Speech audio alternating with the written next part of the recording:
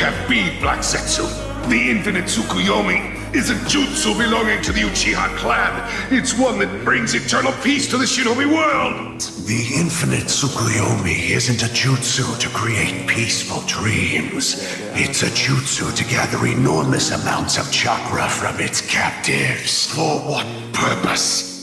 For the exact purpose you just enacted, all according to my will, or rather, Kaguya's. Just as you used Obito as a pawn, you too were merely a pawn. Why did this happen? Hashirama. Where did I go wrong?